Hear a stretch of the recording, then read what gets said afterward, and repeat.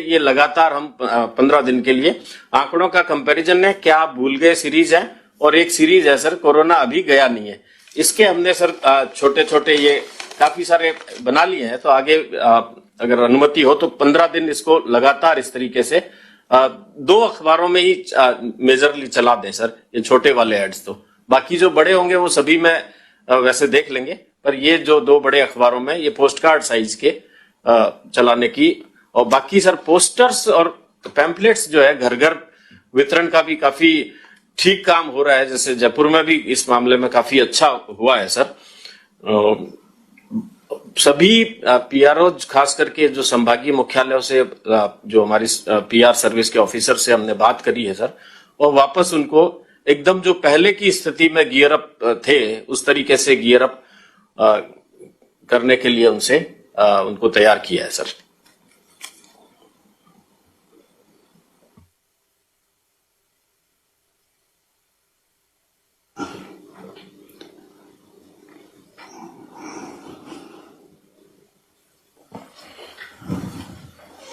धन्यवाद सर।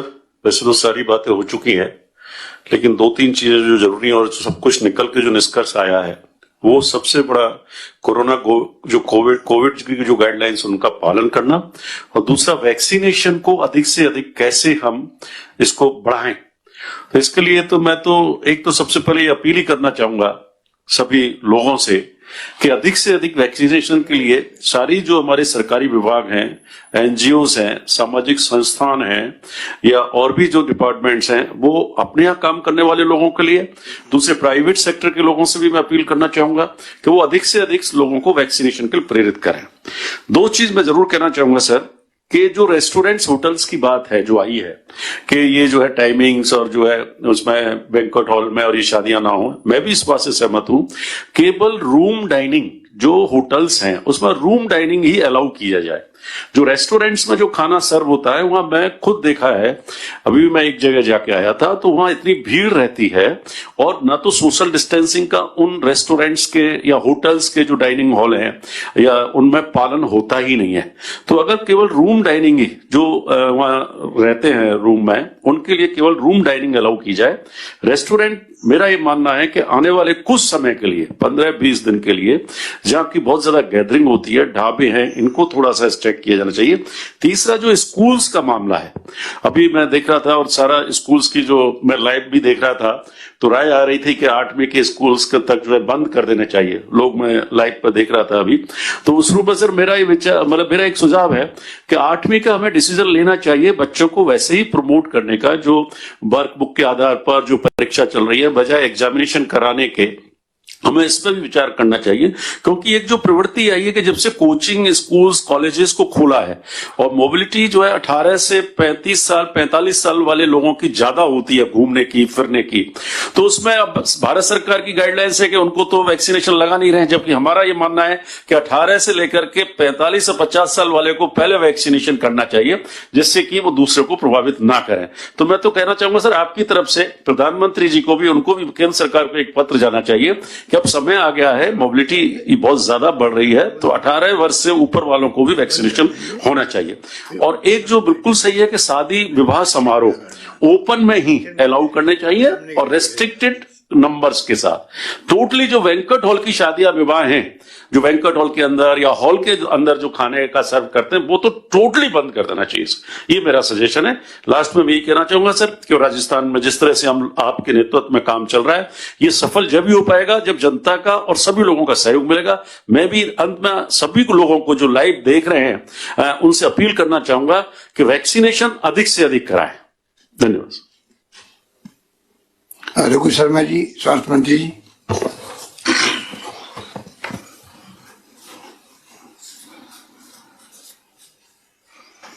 क्या बोलना?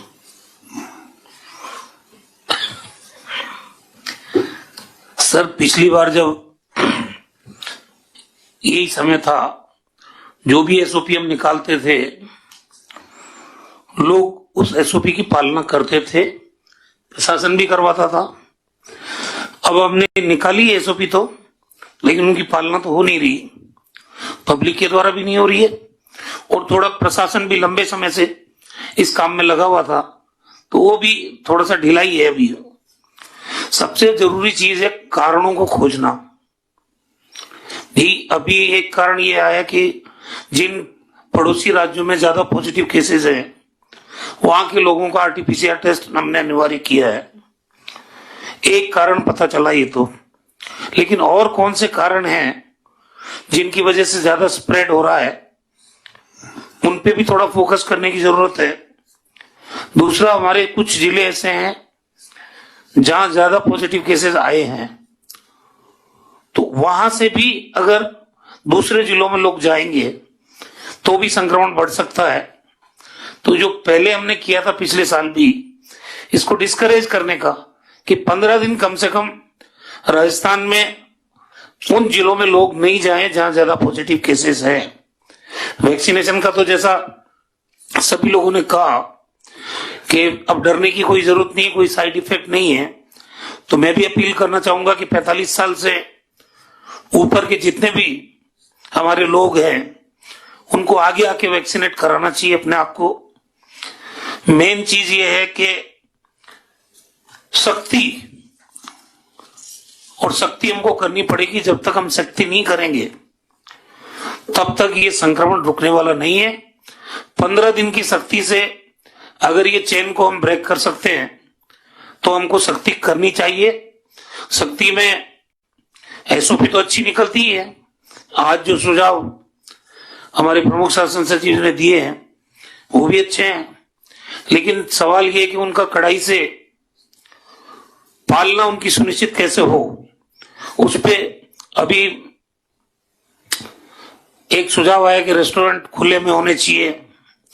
अभी गर्मी पड़ रही है, दिन में रेस्टोरेंट में एसी चला के अंदर ही खा सकता, बाहर कैसे खाएगा खाना आदमी। शाम के टाइम आप 9 बजे बाद रेस्टोरेंट बंद कर रहे हो तो 7 से 9 बजे तक आप बाहर के प्रोविजन कर सकते हो। तो मेरा ये मानना है 15 दिन अगर रेस्टोरेंट बंद भी हो जाए तो कोई फर्क नहीं पड़ता। कुछ सख्त कदम हमको उठाने पड़ेंगे, वरना एक बार ऐसी स्थिति हो जाएगी, क्योंकि पिछले साल के जो डाटा थे, आंकड़े थे, उनकी तुलना अगर इस साल के आंकड़ों से करते हम तो ज्यादा भयावह तस्वीर है इस साल की। और हम लोग और पब्लिक भी समझ नहीं पा रहे कि खतरा कितना बड़ा है। हमारे पास तैयारियां पूरी की हुई है साल भर की, कोई दिक्कत नहीं है। प्राइवेट हॉस्पिटल का जैसा अखिल जी ने कहा वो भी कर लिया जाएगा, लेकिन वो तो तब है जब संक्रमण बढ़ेगा। हम लोगों का फोकस होना चाहिए कि संक्रमण को हम किस प्रकार रोकें। एक बार ये चैन टूटनी चाहिए और उसके लिए कितनी भी सख्ती करनी पड़े तो करनी चाहिए। मेरा तो ये सुझाव है। धन्यवाद।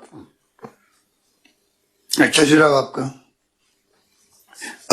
मैं समझता हूं कि आज की जो समीक्षा बैठक थी इसको ओपन रखी गई पब्लिक के लिए भी, और मेरे पास जो अभी आंकड़ा आया है करीब 1,86,000 लोग देख रहे हैं इसको। इसके मायने कि लोगों को एक बात की चिंता है कि वास्तव में सरकार क्या कदम उठाने जा रही है, और उसी रूप में मैं समझता हूं कि एक से एक बढ़ के सुझाव दिए लोगों ने। और एक कॉमन जो मैसेज निकला है सबकी बातचीत से, उसमें ये है कि हमें कुछ सख्ती करनी चाहिए। और क्योंकि पहले जब 1 साल पहले जब शुरुआत हुई थी तब एक प्रकार से पब्लिक ने साथ दिया और तमाम लोग जो सरकारी कर्मचारी, गैर कर्मचारी, डॉक्टर फैटर्निटी तो थी, पर साथ में राजनीतिक पार्टियों लोगों ने भी, एनजीओ ने, धर्मगुरुओं ने, सबने साथ दिया। एक माहौल बन गया राजस्थान के अंदर। राजस्थान की तारीफ भी पूरे देश के अंदर हुई, अभी भी हो रही है। इसलिए हम अफोर्ड नहीं कर सकते कि उस वक्त में अगर भिलवाड़ा मॉडल देश प्रदेश के बाहर गया और पूरे देश के अंदर कोविड को लेकर राजस्थान को एप्रिशिएट होने किया, यानी मैनेजमेंट को, और वो करने लायक भी था क्योंकि जो डेथ रेट थी या रिकवरी रेट थी सब ठीक थी।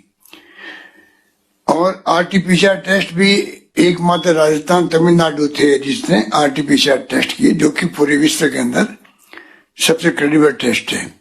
बाकी राज्यों ने जो है गालमेल किया, तो प्रधानमंत्री जी को कहना पड़ा अभी 15 दिन पहले जब इश्यू हुई थी कि सब राज्यों को कम से कम 70% टेस्ट तो आरटीपीसीआर करना चाहिए, और तब राज्य ने 100% टेस्ट पीसीआर आरटीपीसीआर की।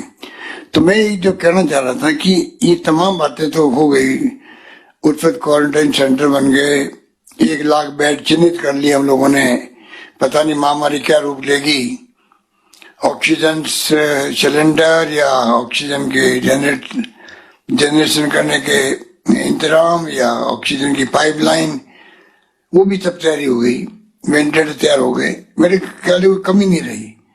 टेस्ट भी 0 से 70,000 पहुंच गए कैपेसिटी हमारी।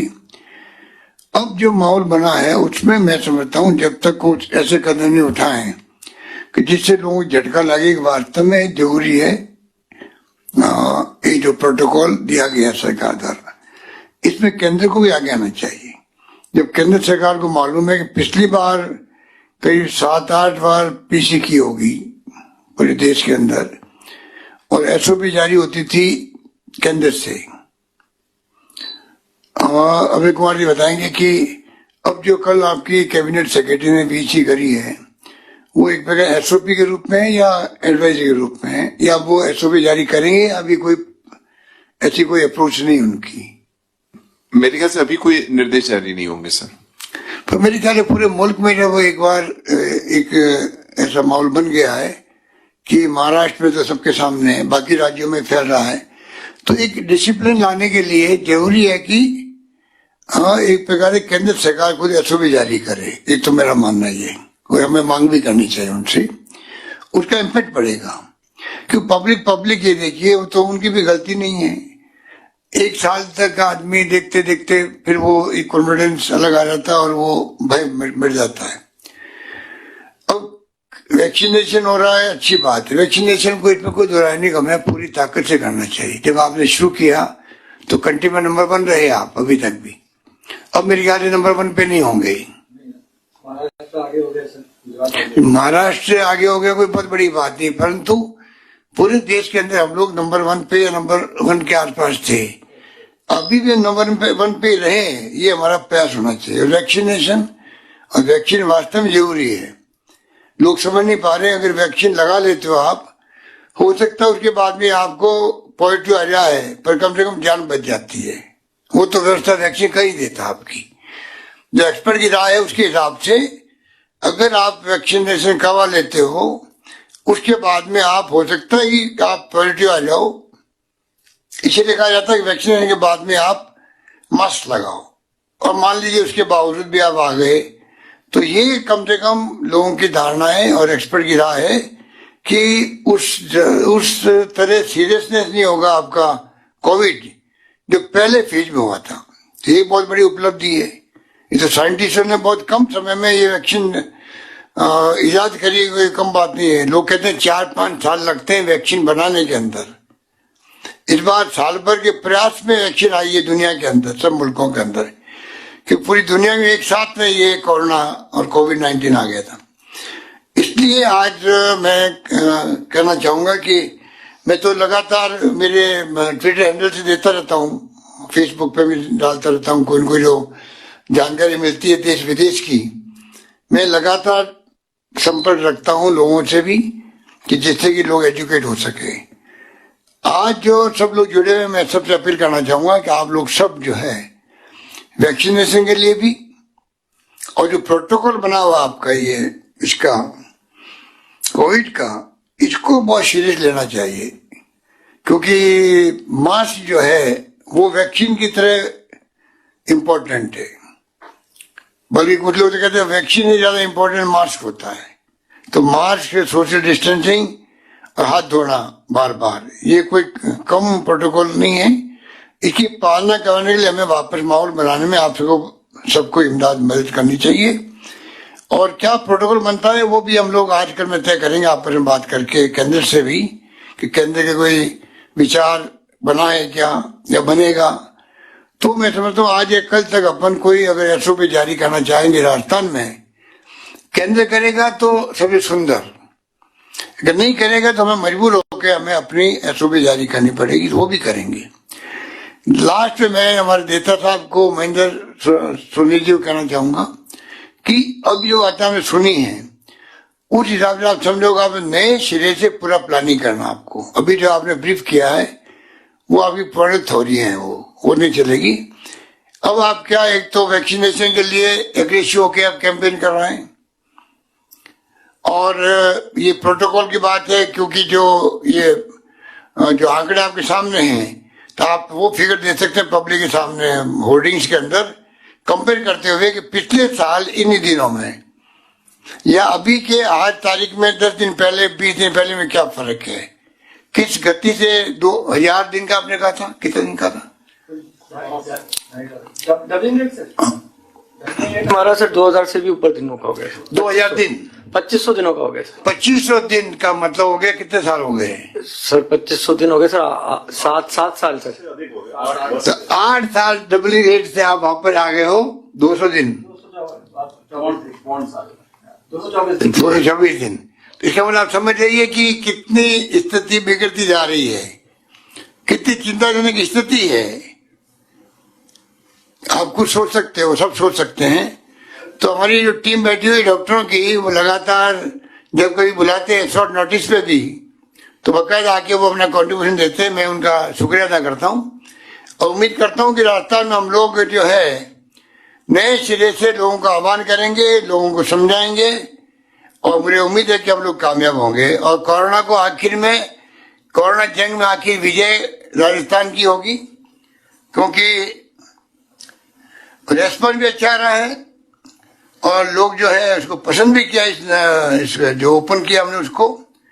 और मैं समझता हूँ अगली बार भी जब कभी हम वैसे तो हम कई बार करते हैं, पर जब कभी डॉक्टर्स और सब लोग बैठ के बातचीत करना चाहेंगे तो हम और भविष्य, निकट भविष्य के अंदर भी हम बीच को ओपन रखेंगे, जिससे अधिक से अधिक लाखों लोग जुड़ सकें। और क्या हमारे एक्सपर्ट की राय है, क्या हम लोग सोचते हैं, क्या हम लोग कार्रवाई करने जा रहे हैं, उसकी जानकारी पब्लिक को मिलनी चाहिए। ये सोच के हम लोग इस वीसी को ओपन रखना चाहेंगे अगली बार भी। और इस रूप में हम सब मिलके, जैसे आपने कोरोना के वक्त में जो किया था, लोगों की मदद की थी, इमदाद की थी, दूसरे की, खाने की, पीने की, राजस्थान सतर्क है, कोई भूखा नहीं सोएगा, उसके हिसाब से मैं समझता हूँ कि उस वक्त लोगों ने कोई कमी नहीं रखी, एनजीओ ने भी कोई कमी नहीं रखी, खाने में, पीने में, सबको सूखा राशन पहुंचाने में। सबने मिलकर हमने लड़ी लड़ी और फिर हम कामयाब हुए। अब ये लड़ाई जीती हुई की जंग कहीं हम हार नहीं जाएं, ये चिंता लगी हुई हम सबको है। इसलिए जीती हुई जंग को जीते हुए रहो, ये मेरी आप सबसे गुजारिश है। आप सबका सहयोग चाहिए, ये बात कहता हूँ, अपनी बात समाप्त करता हूँ। धन्यवाद।